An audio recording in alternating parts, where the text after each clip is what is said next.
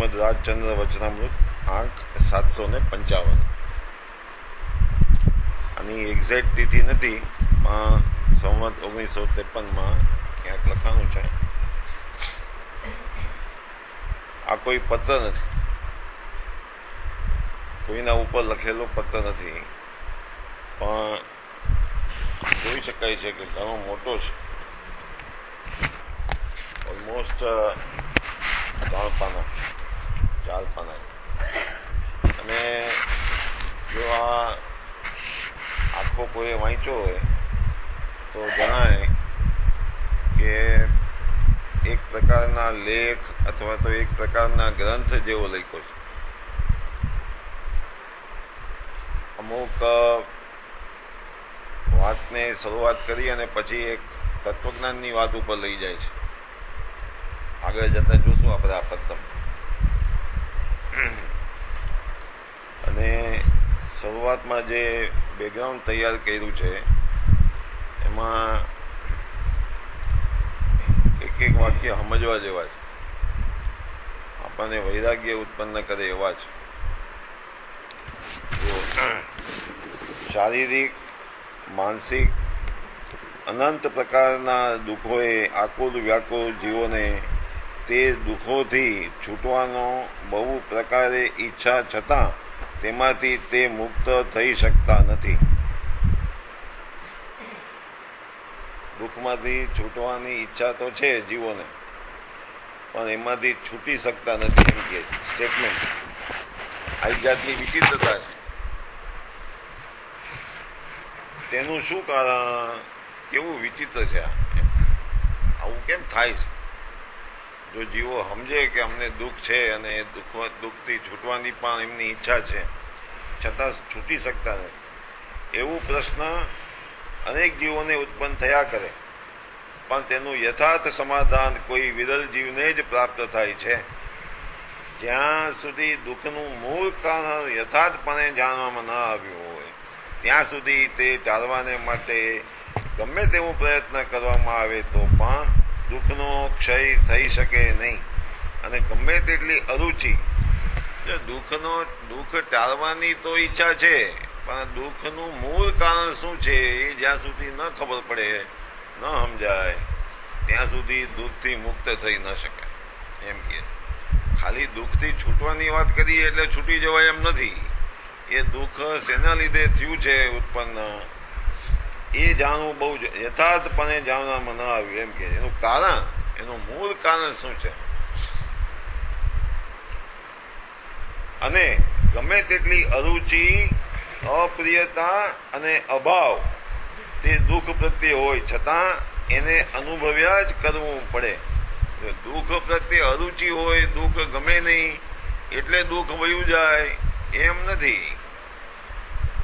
ગમે તેટલી અરુચિ હોય છતાં ન વયું જાય તો વયું કેવી રીતે જાય? કે એ દુઃખનું મૂળ કારણ શું છે જો પકડે અને એનો કંઈક ઉપાય કરે તો દુઃખ પરંપરાએ નાબૂદ થાય.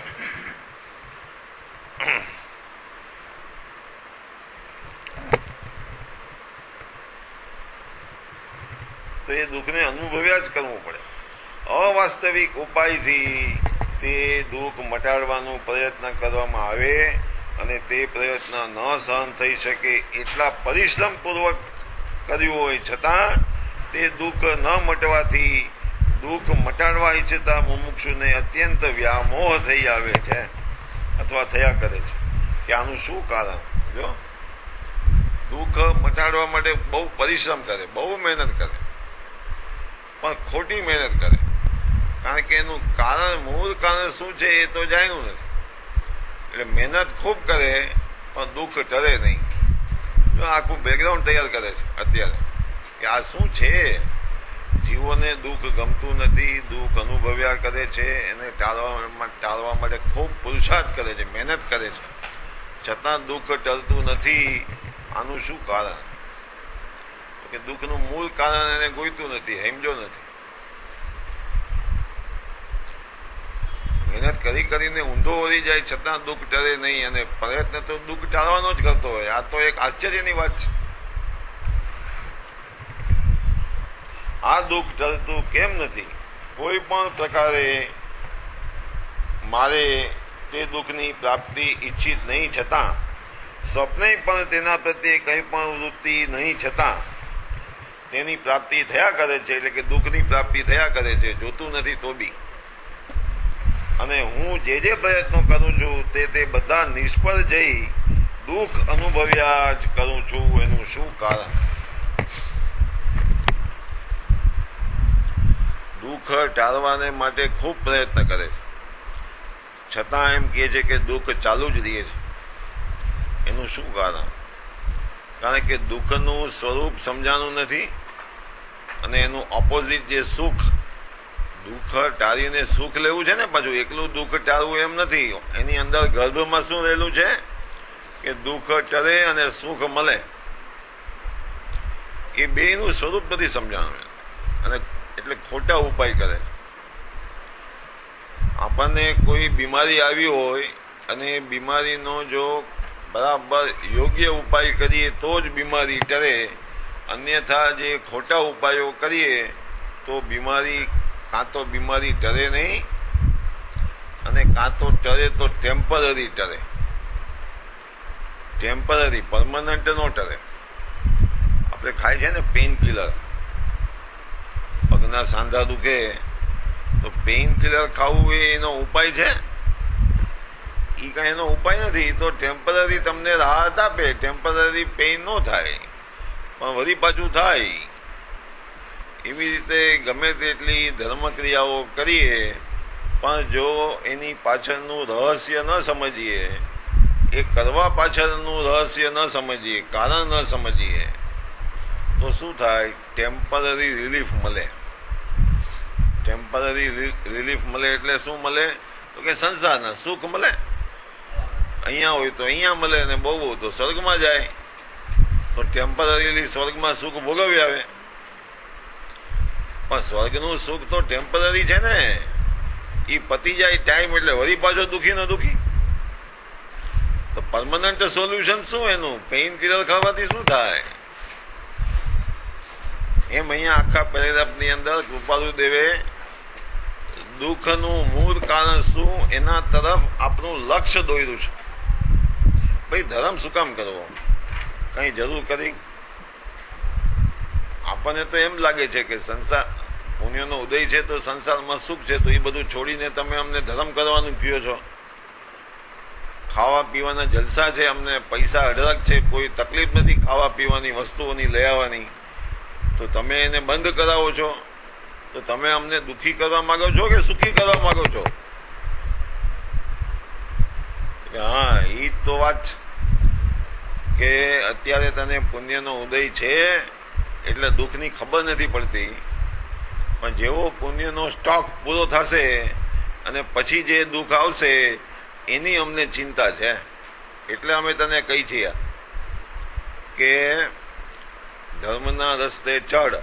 હવે એ ધર્મ શું, ધર્મનો રસ્તો શું, સુખ શું, મોક્ષ શું, મોક્ષ માર્ગ શું, અને આ દુઃખ શું, દુઃખનો ઉપાય શું, એ બધું સમજવું પડે તારે, તો એમાંથી છૂટાય.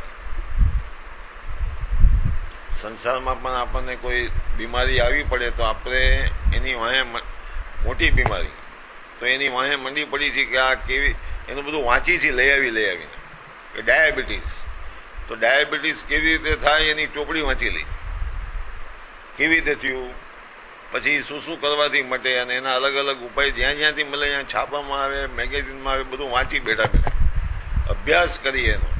શું કામ? કે આ ડાયાબિટીસ જવું જોઈએ.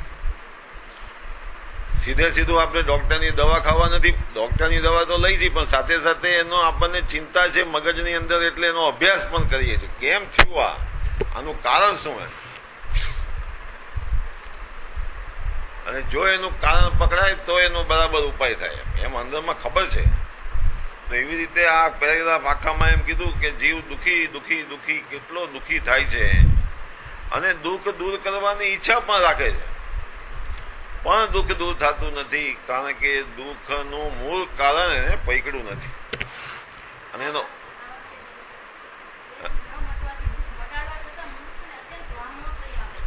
હા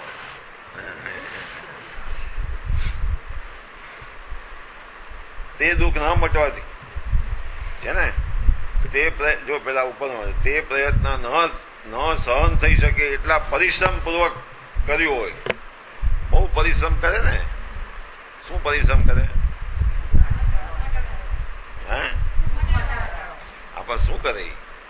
જેમ કે ઓલું તો આ જાય છે ને તલવાર કરમાં, પછી ચક્કી ચલાવે ને ઓલું હલાવે ને એ પરસેવા પાડે ને, પરસેવા પાડે એ તો ત્યાં શરીર માટે.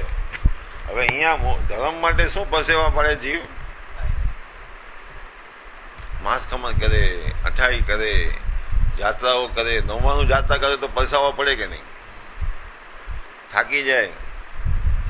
તો અહીંયા પરિશ્રમ શબ્દ હોય. જો કૃપાદેવ એક એક શબ્દ બહુ યોજનાપૂર્વક નીકળે. પરિશ્રમ કહેવાય એને. એકચ્યુઅલી ધર્મ એ પરિશ્રમ છે. ધર્મ ક્રિયા કરીએ આપણે એ તો પરિશ્રમ છે જ નહીં. જ્યાં પરિશ્રમ છે ત્યાં ધર્મ નથી, જ્યાં ધર્મ છે ત્યાં સહજ સુખ છે. સહજ સુખ હોય ત્યાં જ ધર્મ હોય. તો અહીંયા તો એમ વાત છે કે પરિશ્રમ કરે બહુ, તો પરિશ્રમ કરે તો એનું ફળ મળવું જોઈએ ને, પણ નથી મળતું. અહીંયા પ્રોબ્લેમ શરૂ થાય કે પરિશ્રમ પૂર્વક કર્યું હોય છતાં તે દુઃખ ન મટવાથી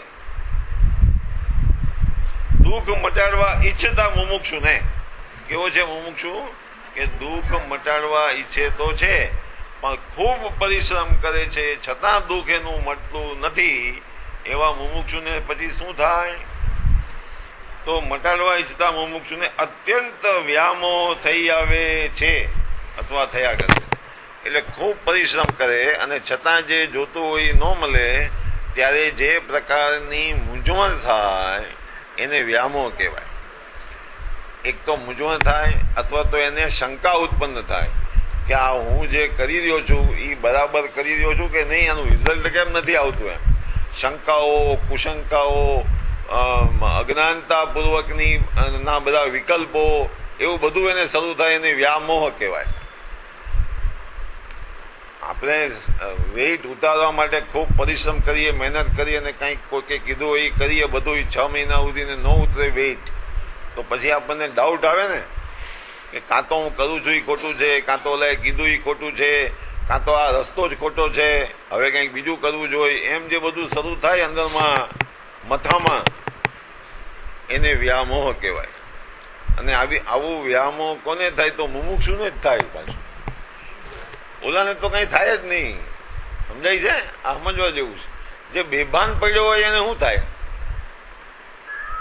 એને દુઃખ લાગે, કોક એને મારી દે તો એને કઈ રિએક્શન છે એનું બેભાનને? આ તો જે જાગતો હોય એને કોઈ થપ્પડ મારે તો રિએક્શન આવે કે કેમ આમ થયું. જાગતો હોય એને દુઃખ લાગે કે આ કેમ આમ થયું, આ દુઃખ કેવી રીતે આવ્યું, આટલી હું મહેનત કરું છું ને. જે જીવ બહુ ધર્મ કરતો હોય ને અને હજી તત્વજ્ઞાન અંદરમાં બેઠું ન હોય અને ખૂબ બધું કરતો હોય, એમ જપ તપ ક્રિયા જ્ઞાન બધું કરતો હોય, એને જયારે જીવનમાં દુઃખ આવે ત્યારે મનમાં એક એવો વિકલ્પ આવે, પ્રશ્ન આવે કે અરે ઓલા હારા કાંઈ ધર્મે નથી કરતા, મસ્તીથી ફરે છે અને એને તો જલસા છે, અને આ ભગવાને મને દુઃખ દીધું. હું આટલું ધર્મ કરું છું, રોજ દેરાસર જાઉં છું, પગે લાગું છું ભગવાનને, રોજ પૂજા કરું છું, રોજ ચોવિયાર કરું છું, રોજ આમ કરું છું, અને મને તકલીફ. અને ઓલા હારા ખાય છે, પીએ, જલસા કરે છે, એને મસ્તી મજા છે. આ કઈ જાતનું અંધેર છે? આ અંધેર છે. તો આ જે મનમાં વિકલ્પો આવે, કારણ કે કર્મની વ્યવસ્થા છે ને ત્યાં, તો એ પકડાતી નથી, એ સમજેલી નથી. એટલે અંદરમાં જે આવા બધા વિકલ્પોનું ઘમસાણ ઊભું થાય છે એ વ્યામોહ છે. મુમુક્ષુને આવું ઉત્પન્ન થાય કારણ કે એ દુઃખ દૂર કરવાનો પ્રયત્ન કરી રહ્યો છે. એમ કીધું ને, પુરુષાર્થ ખૂબ પરસેવો પાડી રહ્યો છે, દુઃખ દૂર કરવાનો ખૂબ મહેનત કરી રહ્યો છે. મહેનત તો કરીએ છીએ ને આપણે. જો અહીંયા 9 વાગે આવી હતી તો મહેનત થાય છે કે નહીં? કે બધું જલ્દી કામ આટોપીને મારો ટાઈમસર પહોંચી જાય. એવી રીતે કોઈ પૂજાનો પ્રોગ્રામ હોય, કાંઈ બી પ્રોગ્રામ હોય, બારગામ જવાનું હોય, શિબિરમાં જવાનું હોય, તો બધી મહેનત કરીને જાય છે ને. ભલે 10-15 મિનિટ મોડા આવી અલગ વાત છે, પણ મહેનત તો કરી છે, પુરુષાર્થ તો કરી છે.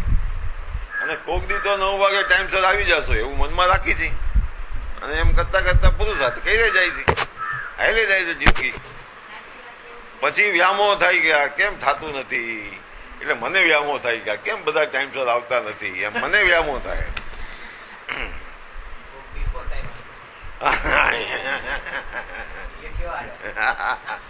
એમાં વ્યામો થાય ગયા ક્યાંથી આવી ગયા.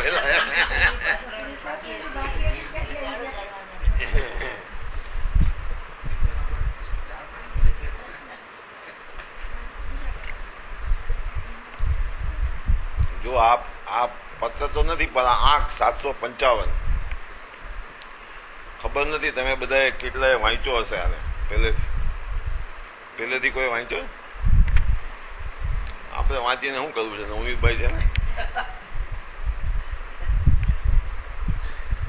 બહુ સરસ છે. હા હજી તો આપણે આગળ આવશે ને એટલે ખબર પડતી જશે. બહુ સરસ છે. અને આની અંદર તો કૃપાલુદેવે કોઈ ગ્રંથ કરતા હોય ને એવી રીતે એવી શૈલીથી લખેલું છે તત્વજ્ઞાન. ઘણું બધું કવર કર્યું છે આની અંદર કૃપાલુદેવે, બહુ સમજવા જેવું છે.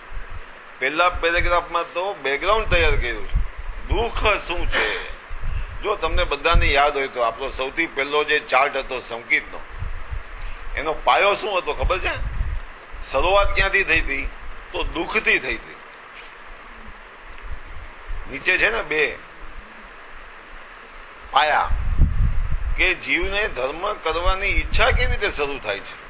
કાં તો એ પોતાનું દુઃખ જુએ છે, અને કાં તો જો હોશિયાર હોય ચાલાક હોય તો બીજાનું દુઃખ જોઈને ચેતી જાય છે, અને એને થાય છે કે આ કેમ આવું દુઃખ ક્યાંથી આવ્યું, શું છે આનું કારણ, મને આવું દુઃખ આવે કે નહીં, એમ કરીને દુઃખથી છૂટવાની ઝોરણા અને એની સામે સુખ પ્રાપ્ત કરવાની ઝોરણા. અહીંયાથી તો ધર્મની શરૂઆત થાય છે. ઈ લેજો પણ હા, ઈ કદાચ તો એટલા માટે આટલો મોટો પેરેગ્રાફ લખી અને કૃપાલુદેવે એક બેકગ્રાઉન્ડ તૈયાર કર્યું કે મુમુક્ષુ જીવ અથવા તો બધા જીવ, પહેલા તો એમ કીધું બધા જીવ દુઃખ દૂર કરવા ઈચ્છે છે.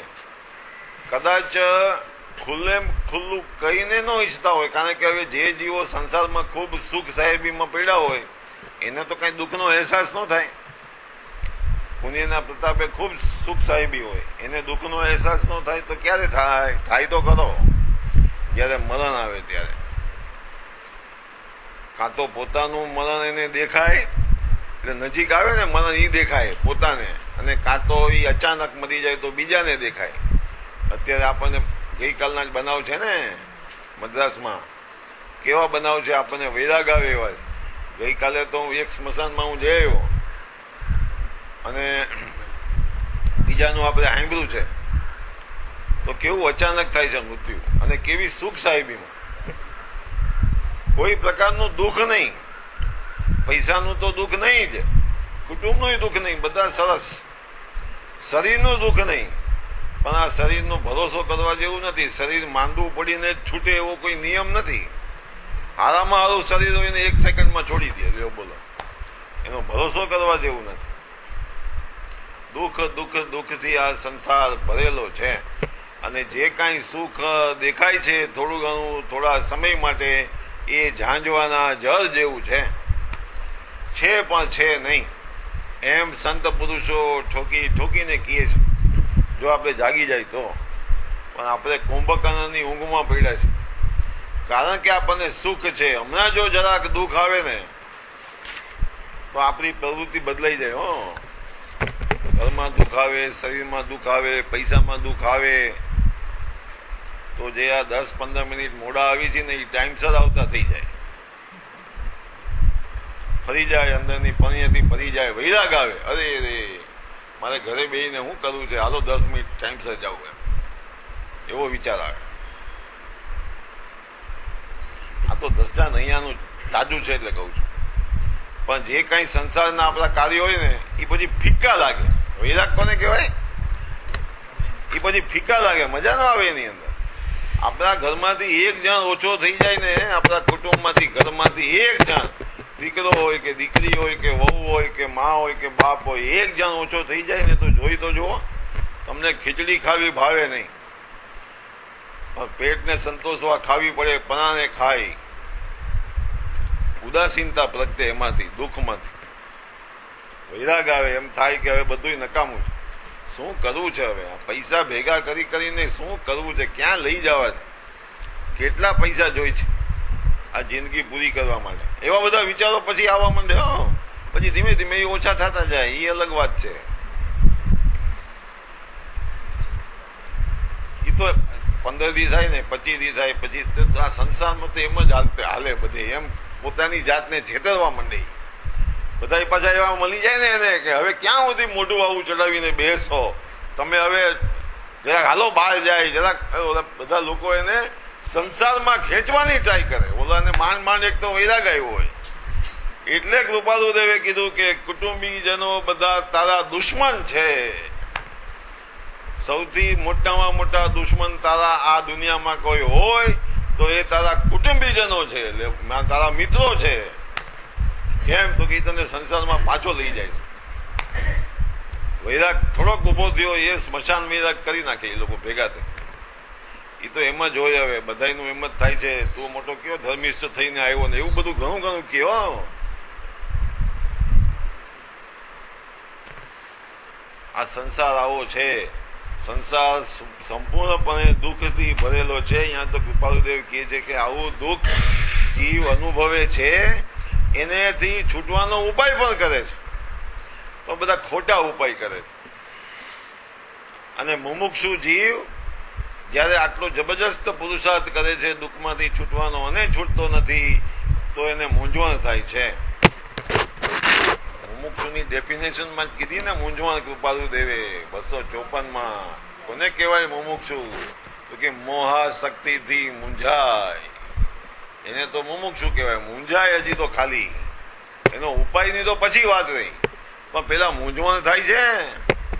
આપણે તો ગળા ડૂબ પાણીમાં પડ્યા હોય તોય મૂંઝવણ થતી નથી, તોય આપણું મોઢું ખુલતું નથી. જેનું નાક દાબી દે ને એનું મોઢું ખુલી જાય, એને મૂંઝવણ કહેવાય. આપણે તો એવા મહાયોગીશ્વરો છીએ કે નાક બંધ કરી દઈએ, મોઢા બંધ કરી દઈએ તોય આપણે જીવી શકીએ. બોલો, બોલા હિમાલયમાં યોગીઓ 1000 વર્ષ જીવે ને એવું બધું કરે, શ્વાસનો કંટ્રોલ કરીને. આપણને તો મોહાશક્તિ મૂંઝવણ થતી જ નથી. એવા લીધા પાક્કા થઈ ગયા છે. એક નહીં 5 સંતો ભેગા થઈને આપણા નાક દબાવે તોય આપણે એવા અટ્ટાકટ્ટા રહી છીએ, કાંઈ થાય જ નહીં. આપણને મૂંઝવણ જ થતી નથી. મોહાશક્તિની મૂંઝવણ તો અનુભવીએ તો ખબર પડે, તો ખાલી શબ્દો છે. સંસારની જીવનની રોજિંદા જીવનની એક એક પળ આમ મૂંઝવણ ભરેલી લાગે જીવને. કોઈ દી એવું થાય છે કે મહિનો પૂરો થાય અને આમ લગભગ તો હિસાબ હોય ને દુકાનનો, એમ કે આ મહિને 5 લાખનો નફો થયો, એમ તો મૂંઝવણ થાય છે કે હરખ થાય છે. પાછો બીજા મહિને 5 ના 6 લાખ નફો થયો, એમ તો પ્રોગ્રેસ બહુ સારો છે. એમ કે શું કે પ્રગતિ, ગ્રોથ ઓરિએન્ટેડ બિઝનેસ છે અમારો. મરી જવાનો બિઝનેસ છે એને ગ્રોથ ઓરિએન્ટેડ બિઝનેસ કહે. મૂંઝવણ થતી નથી આને. અને મુમુક્ષુ થઈ ગયો એટલે પાછો ક્રિયાઓ કરતો થઈ જાય. કાંઈ ને કાંઈ કરે, ધર્મના કામ કરે, કાંઈ ને કાંઈ થોડું દાન બાન કરી નાખે.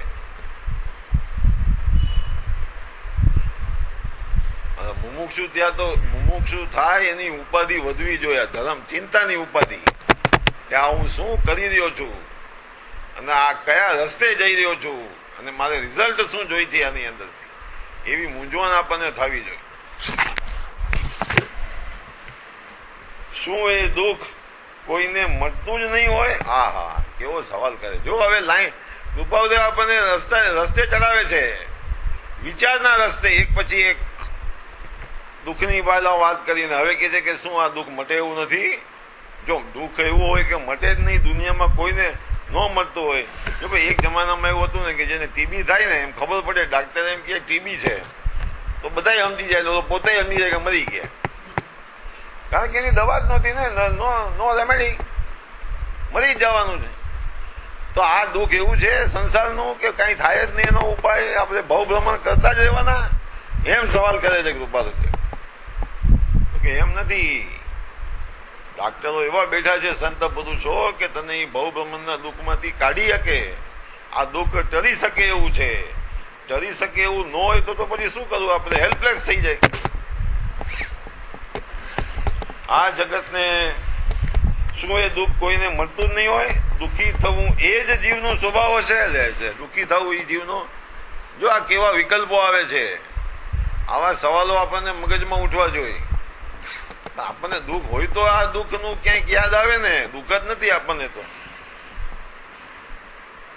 શું આપણે તો ડાયાબિટીસ થયો હોય ને રોજની દવાની ઇન્જેક્શન લેતા હોય તો આપણો શું વિકલ્પ હોય કે હવે એવી શોધ ક્યારે થશે કે આ દવા ખાવી ન પડે ને ઇન્જેક્શન ખાવું ન પડે ને ડાયાબિટીસ મટી જાય? આપણા વિકલ્પ એવા હોય. મતલબ શું થયો કે એ જે ક્ષણિક દુઃખ છે એને જ ટાળવાનો પુરુષાર્થ આપણો ચાલે છે, એના જ વિકલ્પો આપણા ચાલે છે. આપણું અટેન્શન ડાયાબિટીસ ઉપર છે, આપણું અટેન્શન આ ભવ બ્રહ્માંડ ઉપર નથી. આ લોકલ પ્રોબ્લેમ ઉપર અટકી ગયું છે આપણું અટેન્શન. કોઈ એક જગત કરતા ઈશ્વર હશે તેને આમ જ કરવું યોગ્ય ગણ્યું હશે. હા બોલો, હવે ઈશ્વરને લીધો વચ્ચે કે સારું કર્યું કોને? આવું બધું બખડ જંતર ઉભું કોને કર્યું છે? આવું બધું ઈશ્વરે કર્યું હશે. આ થયું કેવી રીતે? એવું એને યોગ્ય ગણ્યું હશે. શું ભવિતવ્યતાને આધીન એ વાત હશે? જુઓ કેવી ખૂબી છે કૃપાલુ દેવ કે બે દર્શનને હામે લઈ લીધા અહીંયા આના જવાબ શોધવા માટે. તો એક તો ઈશ્વર ને માનનારું દર્શન કે ઈશ્વરે કર્યું હશે આવું બધું ભેગું, અને એની સામે બીજું જે ઈશ્વરને નથી માનતા એ શું? તો કે એ ભવિતવ્યતાને માને છે. તો કે આવું દુઃખ આવે અને ન ટરે અને ખોટા ઉપાય થાય આવું બધું કોને ગોઠવું હશે? તો કે શું આ બધું ભવિતવ્યતાને આધીન હશે? એમ કરીને સવાલ કરે. ભવિતવ્ય કોના હાથમાં છે? સમજાય છે? 5 સમયમાં ભવિતવ્ય તો આવે છે 5 સમય, કાળ લબ્ધિ આવે છે 5 સમય, પણ સૌથી અગત્યનું સમય કયું? અને એ પુરુષાર્થનો આધાર શેના ઉપર? કે સ્વભાવ ઉપર. આ બે અગત્યના, પણ સ્વભાવ તો દ્રવ્ય દ્રષ્ટિએ અગત્યનો અને પુરુષાર્થ પર્યાય દ્રષ્ટિએ અગત્યનો. સમજાય છે? પર્યાયની અંદર પુરુષાર્થ કરવો એ મારા હાથની વાત છે, અને એ હું કરી શકું છું. શું કામ? કે અંદર સ્વભાવ પડ્યો છે એવો, એટલે એનો આધાર છે. ભાઈ અબજોપતિ બાપનો દીકરો હોય એ ધંધો કરવા નીકળે તો બાપ એને કહે ને કે તું તારે કર ધંધો, નુકસાન થશે તો હું બેઠો છું. તો ઓલાને જે તાકાત આવે છે ધંધો ખેડવાની, પુરુષાર્થ કરવાની તાકાત ક્યાંથી આવે? એના બાપના આધારે આવે છે ને. કે જે બી થશે તો આપણા સ્વભાવમાં જે અનંત શક્તિઓ પડી છે એ અનંત શક્તિઓના આધારે પર્યાયની અંદર આપણે શક્તિઓને પ્રગટાવવાનો પુરુષાર્થ કરવાનો છે. તો એ પુરુષાર્થ મારા હાથમાં છે. એટલે ભવિતવ્ય પુરુષાર્થ કરીએ એટલે ઓટોમેટિક ભવિતવ્ય સુધરી જાય. જાય ક્યાંય? કદાચ આજે નહીં તો કાલે, એનો વાંધો નથી, ટાઈમનો વાંધો નથી, ફળ મળવું જોઈએ. તો શું ભવિતવ્યતાને આધીન એ વાત હશે? અથવા કોઈક મારા કરેલા આગલા અપરાધોનું ફળ હશે? કર્મવાદ આવ્યો ને અહીંયા.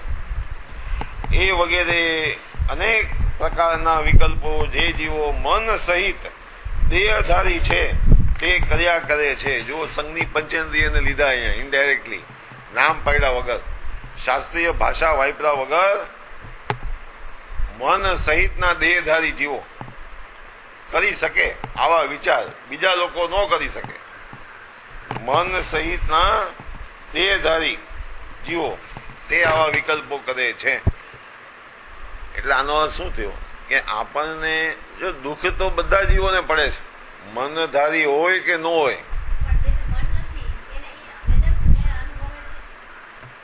જો હા, એટલે જો આપણે મન વગરનાનું વેદન કાઢી નાખીએ ને તો બહુ ગડબડ થઈ જાય એવું છે.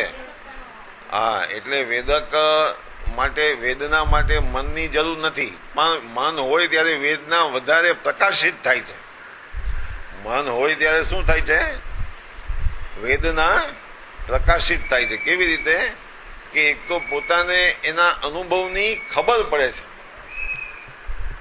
સમજાય છે? મતિજ્ઞાન કેવું કામ કરે છે? એ મતિજ્ઞાન, જો વેદના એ જ્ઞાનનો વિષય નથી એ પ્રકારે ત્યાં, પણ જ્ઞાનમાં ખબર પડે છે કે મને આ દુઃખ થાય છે, ખબર પડે છે એ જ વેદના. અને એને પ્રકાશિત બી કરે છે. રાડું પાડે માણસ હોય તો મને માથું દુખે છે, માથું દુખે છે, બધા ઉપાય કરે લોકો. ભાઈ ગાય બળદને માથું દુખતું હશે કે નહીં? હે, એને માથું દુખે, એ બહુ તો બોકા પાડે પણ બોલી ન શકે.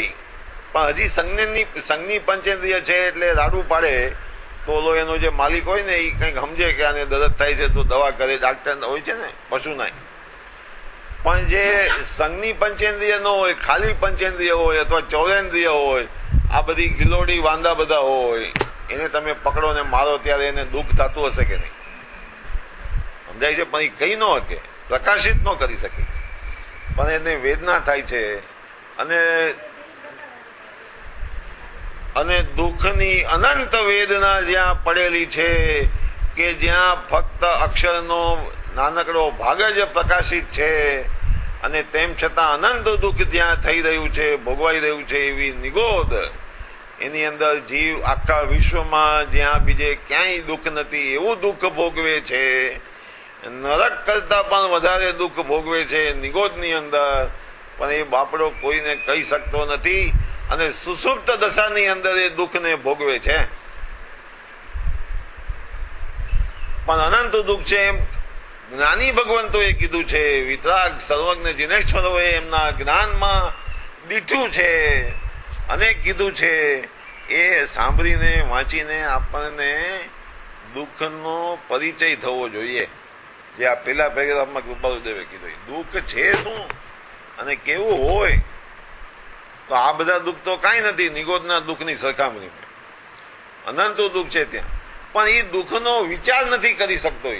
ત્યાં એ જીવ જ્યારે એ રખડતો સંજ્ઞની પંચેન્દ્રિય થાય છે, અને જો એનું ભવિતવ્ય પાક્યું હોય છે, જો ત્યાં ભવિતવ્ય લેવું, કોઈ પણ કારણ વગર જીવનો પોતાનો પુરુષાર્થ જાગે તો એને કેવું ભવિતવ્ય.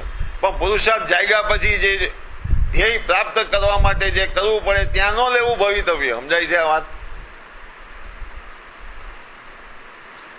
10 વર્ષ પહેલા તમે સત્સંગમાં આવતા ચાલુ થયા એ ભવિતવ્ય, પણ હવે ભવિતવ્ય નહીં. સમજાય છે? આ તો સમજવા માટેની વાત છે. દ્રષ્ટાંત કે એક વખત લાઈને ચડ્યો પછી ભવિતવ્ય નહીં, લાઈને ચડ્યો એ ભવિતવ્ય. તો પછી જો પુરુષાર્થ ના કરે તો એનો વાંક.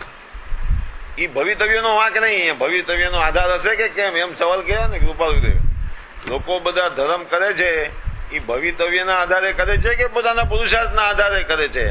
તો કે પોતાનો પુરુષાર્થ ત્યાં જરૂરી છે, ભવિતવ્ય જરૂરી નથી. ત્યાં તો બધા વિકલ્પ છે ને અલગ અલગ, કે ભાઈ ઈશ્વર કરે છે, ભવિતવ્ય કરે છે, કોણ કરે છે આ બધું એમ.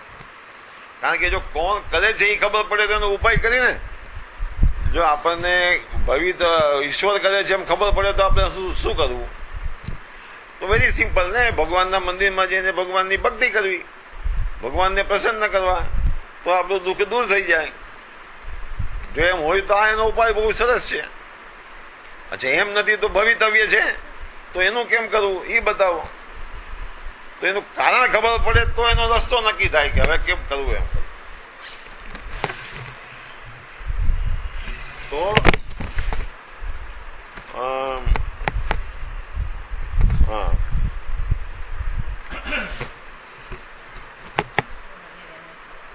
એ વગેરે અનેક પ્રકારના વિકલ્પો જે જીવો મન સહિત દેહધારી છે તે કર્યા કરે છે, અને જે જીવો મન રહિત છે તે અવ્યક્તપણે દુઃખનો અનુભવ, આવ્યું ને એ જ વાત છે, અવ્યક્તપણે દુઃખનો અનુભવ કરે છે, અને અવ્યક્તપણે તે દુઃખ મટે એવી ઈચ્છા રાખ્યા કરે છે. જો એ જે બેન્દ્રી તેન્દ્રી ચૌરેન્દ્રિય છે એને મન નથી, પણ અંદરમાં તો આ દુઃખ ટાળવાની ઈચ્છા છે ને. બેંદી તેંદી જીવે જયારે ભય જુએ છે ત્યારે ભાગે છે કે નહીં? કેમ ભાગે છે? કે એ દુઃખથી બચવાની ઈચ્છા છે એટલે એ ભાગે છે. ભલે હાચે ખોટે રસ્તે એ પછીની વાત છે, પણ પોતાની જાતને બચાવવા માટે તો ખૂબ પ્રયત્ન કરે છે. એ જુએ છે કે હવે દુઃખ આવી રહ્યું છે. બેંદી તેંદી ચૌદીમાં કોકને આંખ જેમ એક એક ઇન્દ્રિયો ઘટતી જાય ને, આંખ ન હોય તો એ ભયને અનુભવ કરે છે કે નહીં જીવ, અને ભાગે છે ભયથી. પંચેન્દ્રિય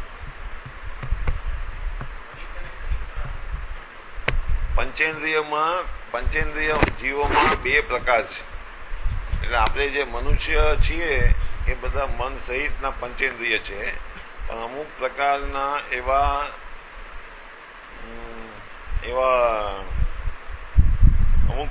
એવા જીવ હોય છે સૂક્ષ્મ, કે જે પંચેન્દ્રિય હોય પણ મન ન હોય.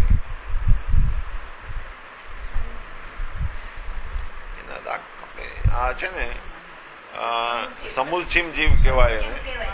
પણ સમૂલછીમ જીવમાં પણ પ્રકાર છે. સમૂલછીમ જીવમાં બી પ્રકાર છે. આપણે આ બરખા કાઢે એની અંદર ઉત્પન્ન થાય સમૂલછીમ જીવ, વીર્યની અંદર ઉત્પન્ન થાય સમૂલછીમ જીવ. પણ એની અંદર એ બે ભાગ પડે છે. એ જે સમૂલછીમ જીવો છે એ પંચેન્દ્રિય છે, પણ એમાંય મન સહિત ને મન રહિત એમ બે ભાગ પડે છે.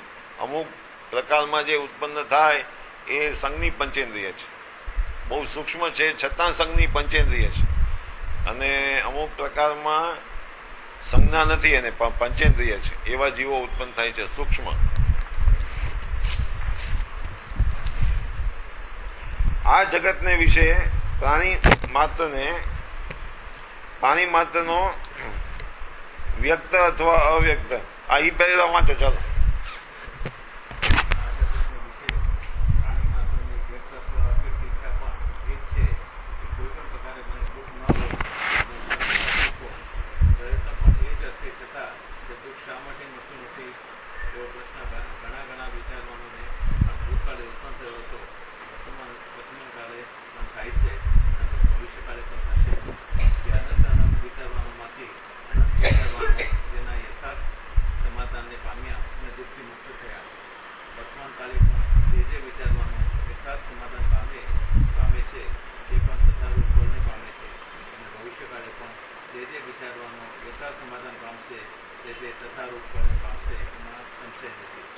છે ને હવે એક ફર્ધર ડેવલપ કરે છે આ પેરેગ્રાફમાં કૃપાલુદેવ આઈડિયા, કે વ્યક્ત અથવા અવ્યક્ત ઈચ્છા પણ એ જ છે દરેકની, કે કોઈ પણ પ્રકારે મને દુઃખ ન થાય, મને દુઃખ ન હોય.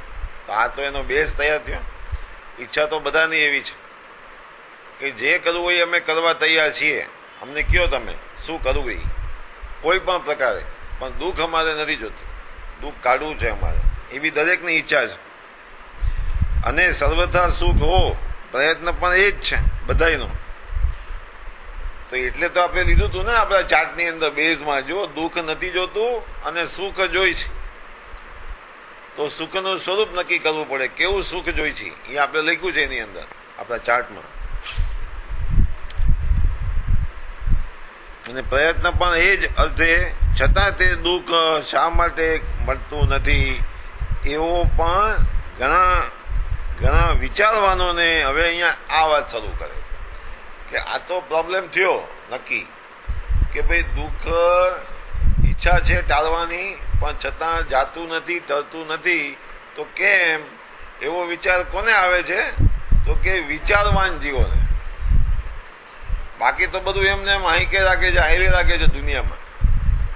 પણ વિચારવાન જીવો હવે બેઠા નક્કી કરવા કે આ છે શું, આ રામાયણ શેની છે.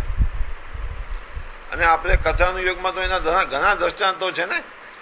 બુદ્ધ ભગવાનને વિચાર ના જાગી મૃત્યુ જોઈને, 3 પ્રસંગ જોયા ને એને મહેલમાંથી નીકળીને, અને એના બાપને ખબર હતી તો એને બહાર જ નહોતા જવા દેતા, કે આ દુઃખ જુએ તો એને વૈરાગ આવે ને. આપણા જેવું આપણને પુણ્ય, આપણો બાપ કોણ છે? પુણ્ય.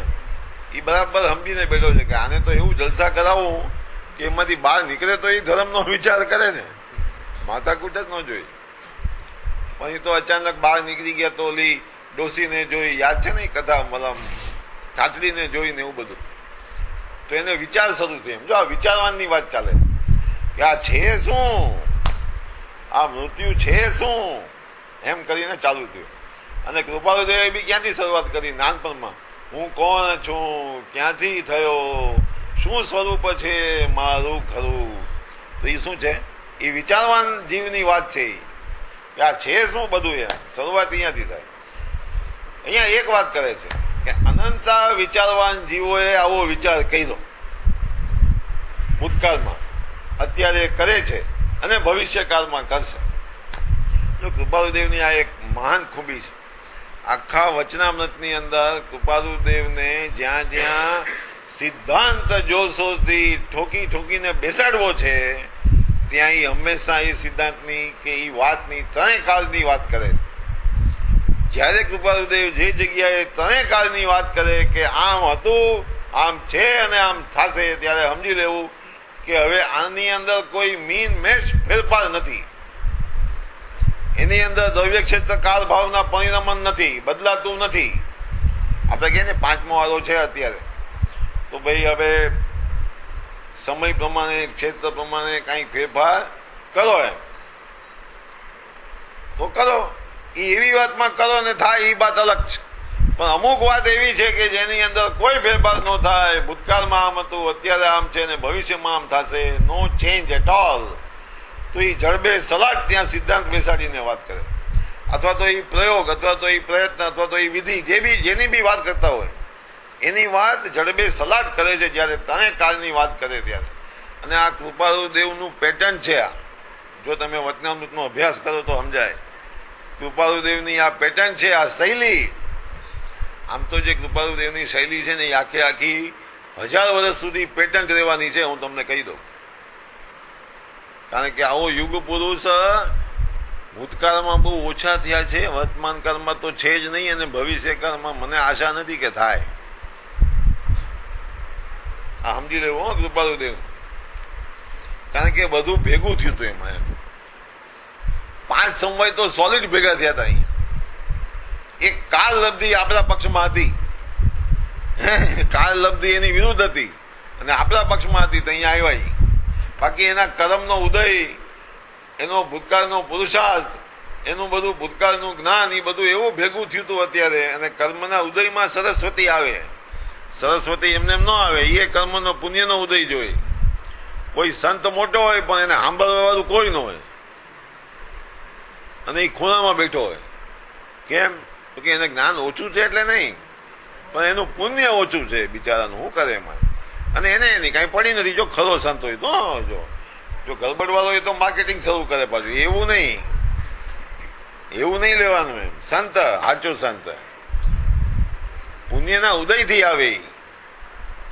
મને કોઈ પૂછે હો કે તમારે આપણા સત્સંગની આમ તો હવે ઘણાને ખબર પડી છે ને કે તમારે કેટલા ભેગા થાય એમ પૂછે.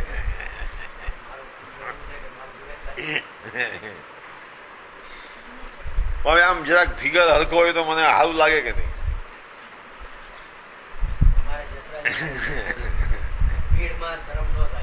હા, એ તો બોલવા અંદરમાં તો થોડું લબ થાય આમ કે એમાં. પણ એના મારે તો એ કે મને શું થાય એ અગત્યનું નથી. મારે તો એ સિદ્ધાંત સમજાવવો છે કે અહીંયા જે ભેગા થાય, મને સાંભળવા વાળા 25 હોય કે 500 હોય, એ શેના આધારે? એ મારી હોશિયારીના આધારે નહીં. મારે તો એ કેવું છે, મારી હોશિયારી ગમે એટલી હોય પણ મારું પુણ્ય ન હોય તો મને કોઈ ન સાંભળે, મારી બાયડી ન સાંભળે. મારું જો પુણ્ય ન હોય શું છે એ એમ કે હવે આ બધું ઠીક, હવે બેવો ને તમે. પુણ્યનો આધાર છે. અને હું હાવ લબાડ જેવો તોય મારા વખાણ કરે. શેના આધારે? પુણ્યના આધારે. એટલે આ તો મારે તો એ સમજાવવું છે કે આ બધા પુણ્યના ખેલ છે. આ આત્માના દ્રવ્ય સ્વભાવના ખેલ નથી. આ એ આપણે સમજી લેવું જોઈએ. એક સાંભળે કે 500 સાંભળે, એમાં દ્રવ્યને શું ફેર પડે છે, સ્વભાવને શું ફેર પડે છે? મારી દ્રષ્ટિ તો મારા સ્વભાવ ઉપર હોવી જોઈએ. મને જયારે કેવળ જ્ઞાન થશે ત્યારે મને અનંત સિદ્ધ ભગવાન તો મારા જ્ઞાનમાં દેખાશે કે નહીં? તો મારા જ્ઞાનની શક્તિ કઈ ઓછી છે? પછી મારે સાંભળવાવાળાની કેટલાની જરૂર છે? એટલે દ્રષ્ટિ ક્યાં હોવી જોઈએ? જો બહિ દ્રષ્ટિ હોય તો સામે તમે બધા દેખાવ, અને અંતરદ્રષ્ટિ હોય તો સામે કોઈ ન હોય તો હું મને મારું દેખાય. દ્રષ્ટિનો વિષય છે. એટલે અહીંયા કહે છે વિચારવાન જીવો ભૂતકાળમાં અનંત થઈ ગયા. અનંત અનંત બે વખત કહે છે. અનંત અનંત વિચારણાઓમાંથી અને અનંત વિચારવાનો તેના યથાર્થ સમાધાનને પામ્યા. હવે છે ને, કારણ કે પ્રશ્ન તો ઉભો થયો છે ને આગળ, તેનું યથાર્થ સમાધાન થાય તો દુઃખ જાય અને સુખ આવે. પણ એવું યથાર્થ સમાધાન કેટલા કરી શકાય? તો કે અનંત તો કરી શક્યા, પણ એ અનંત પાછું અનંતનો અનંતમો ભાગ છે એટલા કરી શક્યા. યથાર્થ સમાધાન થવું એટલે શું થવું? જ્ઞાની થવું. જ્ઞાની થઈ ગયા ભૂતકાળમાં અને ભવિષ્યમાં થશે. એ બધા કેટલા છે? તો અનંત. પણ જે અનંત છે એનો અનંતમો ભાગ છે એવા વિચારવાન જીવો, એને યથાર્થ સમાધાન થયું. એટલે આમાંથી શું સમજવા મળ્યું? કે આપણને દુઃખ છે એનો પેલા તો અહેસાસ થવો જોઈએ, નક્કી થવું જોઈએ કે હું દુઃખી છું. કદાચ એમાં એમ થાય કે અત્યારે હું દુઃખી નથી, પુણ્યના આધારે અત્યારે હું દુઃખી નથી, પણ એમ તો અહેસાસ થવો જોઈએ ને કે હું અથવા તો મારું જીવન એટલે આ ભવનું જીવન એમ નહીં, ટોટલ જીવન. જો નિગોદની બહાર અને મોક્ષમાં ન જઈએ ત્યાં સુધી એ શું છે? જીવન છે આપણું. આ ભવનું જીવન છે એમ નહીં. જ્યાં સુધી આ ચતુર્ગતિમાં ફરીએ છીએ તો એ આખે આખું આપણું જીવન છે.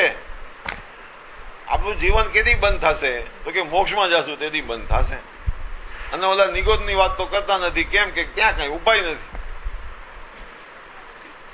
તો આ જીવન દરમિયાન મને શું થવું જોઈએ? તો કે એક તો પેલા દુઃખનો અહેસાસ થવો જોઈએ. એટલે અત્યારે હું કદાચ સુખી હોઉં તો પણ મારું આખું આ જે સમગ્ર જીવન છે એ દુઃખથી ભરેલું છે એવો અહેસાસ થવો જોઈએ, એવું મનમાં નક્કી થવું જોઈએ. તો પછી આ કેમ છે એમ સવાલ ઉભો થાય. અને આ કેમ છે એમ જે સવાલ ઉભો થાય એમાંથી બીજો સવાલ ઉભો થાય કે આ દુઃખ કેવી રીતે ટળે અને કેવી રીતે ખરેખર ટળે. કારણ કે ખોટો પુરુષાર્થ કરી અને પરસેવા પાડી અને ન ટળે એમ નહીં. ખરેખર કેવી રીતે આ દુઃખ ટળે એની જે વિચારણા જાગે અને પછી એમાંથી જો યથાર્થ સમાધાન થાય તો દુઃખ ટળે. અયથાર્થ એટલે કે ખોટું સમાધાન થાય એટલે કે ખોટા જવાબ લઈને ઘરે વયો જાય તો દુઃખ ટળે નહીં. કેમ કે પરિભ્રમણ ટળે નહીં. એટલે યથાર્થ સમાધાન શબ્દ ઇન્વર્ટેડ કોમામાં મૂકવા જેવો છે. કારણ કે આ જગતની અંદર જે જીવો દુઃખથી ટળવા ઈચ્છે છે અને સુખને પ્રાપ્ત કરવા ઈચ્છે છે એવા અસંખ્યાત શબ્દ જાણી જોઈને વાપરું છું. અનંત શબ્દ વાપરતા મને ડર લાગે છે. એવા જીવો ખોટે રસ્તે એટલે કે અયથાર્થ સમાધાનની અંદર પડેલા છે. સમજાય છે? આ કૃપાલદેવના શબ્દમાં કેટલો ગુઢાર્થ રહેલો છે કે જે દુઃખને સમજી ગયા છે, એને ટાળવાનું સમજી ગયા છે, એને ટાળવા માટે પુરુષાર્થ કરવા ઈચ્છે છે એવા જીવો, બીજા તો નહીં, સંસારી નહીં. આવા જીવો પણ હવે ક્યાં અટકે છે? તો કે અયથાર્થ સમાધાને ચડી ગયા છે. તો શું થાય રિઝલ્ટ?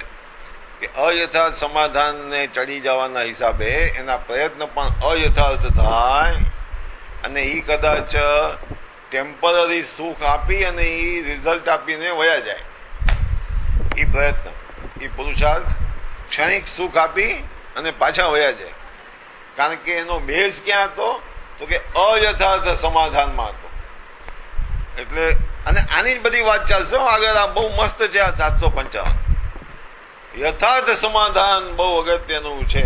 હજી તો જો કઈ કરવાની વાત શરૂ થઈ જ નથી. સમજાય છે? હજી કઈ કરવાની વાત શરૂ થઈ નથી. પણ યથાર્થપણે શું કરવું એના તરફ કૃપાળુદેવ આપણને લઈ જાય છે ધીમે ધીમે આંગળી ખેંચી ખેંચીને.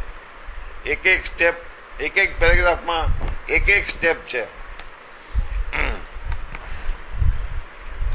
તો સમાધાન પામ્યા અને દુઃખથી મુક્ત થયા. જો યથાર્થ સમાધાન પામ્યા એટલે દુઃખથી મુક્ત થયા. જો યથાર્થ સમાધાન પામ્યા ન હોત, એટલે કે યથાર્થ માર્ગ પામ્યા ન હોત, તો દુઃખથી મુક્ત થયા ન હોત. વર્તમાન કાળે પણ જે જે વિચારવાનો યથાર્થ સમાધાન પામે છે તે પણ તથારૂપ ફળને પામે છે. જુઓ, આપણી વાત છે, વર્તમાન કાળની વાત છે. હવે વર્તમાન કાળે આપણે જો યથાર્થ સમાધાન કરીને આગળ વધીએ તો પછી આ ફળને પામીએ, તો આ બધું દુઃખ ટરે અને સુખ પામીએ. વર્તમાન કાળના જીવો પણ જો યથાર્થ સમાધાને ચડે તો જ આ થઈ શકે. તે પણ તથારૂપ ફળને પામે છે એમ ગેરંટી આપી ને અહીંયા. જો યથાર્થ સમાધાને ચડે તો એના એ પ્રમાણે એનું ફળ પામે. અને ભવિષ્યકાળે પણ જે જે ભાઈ તમારે ભવિષ્યકાળની હું વાત કરવી ન, આપણે કૃપાળુને કહીએ કે ને કે ભૂતકાળનું તમે કીધું એ સમજ્યા, તમે વર્તમાન કાળની અમારા માટે વાત કરીએ મેં સમજ્યા. હવે ભવિષ્યકાળને મૂકો ને, એ તો જે જીવનનું જે થવું હશે એ થશે. પણ અહીંયા તો કૃપાળુદેવ આમાં ઓલું આવે છે ને કે લોક કરી દે જાય તો આખો માર્ગ લોક કરી દે છે. આમ કે ભવિષ્યકાળે પણ આમ જ થશે. ભાઈ અત્યારે આમ થાય છે ને, ભૂતકાળમાં આમ થયું હતું, પણ ભવિષ્યકાળમાં કોઈક નવો તીર્થંકર આવીને કંઈક એમાં ફેરફાર કરી શકે કે નહીં? યથાર્થ સમાધાનનું જે કોન્સેપ્ટ છે, એનું જે તત્વજ્ઞાન છે, એની જે વિચારણા છે, એમાં કાંઈ કામ ફેરફાર થઈ શકે કે નહીં? દુઃખને ટાળવાના અને સુખ પ્રાપ્ત કરવાના ઉપાયમાં કાંઈક ફેરફાર કરીએ તો શું વાંધો એમ? કે ભવિષ્યમાં આમ થવાનું નથી. અચ્છા, કેટલા ભવિષ્યમાં નહીં થાય? કેટલા આલા સુધી આમ ફેરફાર નહીં થાય? અરે કેટલા આલા સુધી હું અનંતી 24 આવશે ભવિષ્યમાં. એ દરમિયાન આ જ માર્ગ છે, બીજો કોઈ માર્ગ નથી સુખને પ્રાપ્ત કરવાનો. જો હવે દુઃખને ટાળવા ઉપરથી આપણે સુખ પ્રાપ્ત કરવા ઉપર આવ્યા. સુખ પ્રાપ્ત કરવાનો માર્ગ આ જ છે. શું? યથાર્થ સમાધાન. એ શું યથાર્થ સમાધાન એ પછી વાત આવશે. પણ યથાર્થ સમાધાન જો થાય આનું, તો જ દુઃખ ટરે અને સુખ પ્રાપ્ત થાય. અને ભવિષ્યમાં આમ જ થવાનું છે. એટલે કે અયથાર્થપણે અથવા તો અયથાર્થ તત્વજ્ઞાનપણે અથવા તો અયથાર્થપણે વસ્તુનું સ્વરૂપ સમજીને અથવા તો અયથાર્થ ક્રિયાઓ કરીને અથવા તો અયથાર્થ માર્ગે ચડીને મોક્ષ પ્રાપ્ત થાય એવું ભવિષ્યમાં પણ થશે નહીં. ભવિષ્યમાં જેને થશે એને બી આમ જ થશે. અને ભવિષ્યકાળે પણ જે જે વિચારવાનો યથાર્થ સમાધાન પામશે. જો યથાર્થ સમાધાન કૃપાળુદેવે કેટલી વાર લખ્યું છે અહીંયા, કેટલું વજન છે એના ઉપર. તે તથારૂપ ફળને પામશે. એમાં જો કેવા રબર સ્ટેમ્પ મારે છે, તો જો એમાં સંશય નથી. ભાઈ તમે ક્યાં સર્વજ્ઞ છો તે ભૂત ભવિષ્યની વાતો કરો છો? તમે કેવું રીતે છો નહીં, અને તમે સંશય વગરની ભવિષ્યની વાત કરો છો. જો આ સમજવા જેવું છે. પણ આ તો સિદ્ધાંતનો વિશ્વાસ છે ને, અંદર ઉતરેલું છે તત્વજ્ઞાન. અંદર ઉતરેલું તત્વજ્ઞાન અત્યારે બહાર નીકળી રહ્યું છે વાણીની અંદર. અને એ હજી હવે આવશે. જે રીતે આ લખાઈ રહ્યું છે એ રીતે મોટું એસ્ટાબ્લિશમેન્ટ કરવા બેઠા હોય એવી રીતે લખી રહ્યા છે. આમ છે. આ તો પછી અપૂર્ણ રહી ગયું છે. હજી તો આવશે. એટલે આ તો મસ્તી છે આની અંદર. આગળ આ પત્રનો સ્વાધ્યાય છોડવા જેવો નથી હો, એ તમને કહી દઉં. અને મેં આના ઉપર બહુ સ્વાધ્યાય સાંભળ્યા નથી, ખબર નહીં કેમ. અને આ સ્વાધ્યાય ઉપર તમને એમ લાગશે કે આ છોડવા જેવું તો નહોતું જ, પણ 10 મિનિટે છોડવા જેવું નહોતું એવું લાગશે તમને. આગળ એવી વાતો આવે છે આની અંદર.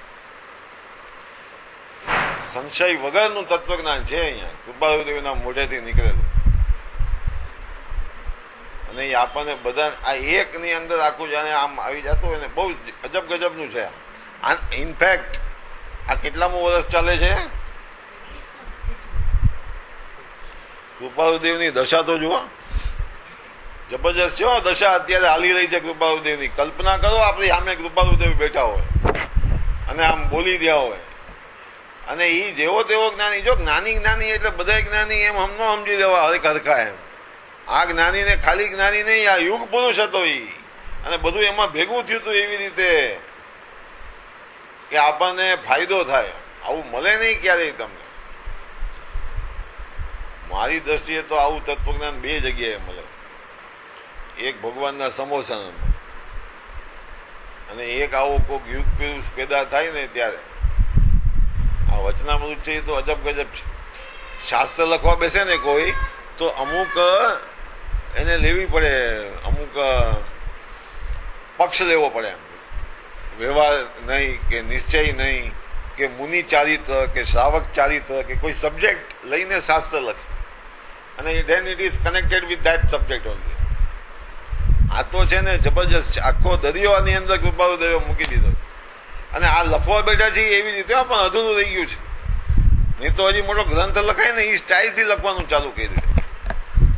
આવતું જશે એક પછી એક આની અંદર. બહુ સરસ છે. સુખદામયનંત સંત ચહી દિન રાત રહે તદ ધ્યાન પર શાંતિ